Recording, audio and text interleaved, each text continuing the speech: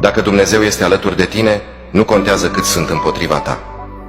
Atunci când te simți înfrânt sau doborât la pământ, este o mână care ridică și mângâie, este mâna sfântă a lui Isus. Lăudat să fie numele Lui. Dacă nimeni nu te prețuiește, nu uita că tu ai valoare în ochii lui Dumnezeu. Cine îngenuchează în fața lui Dumnezeu, reușește să stea în picioare înaintea oricărei situații.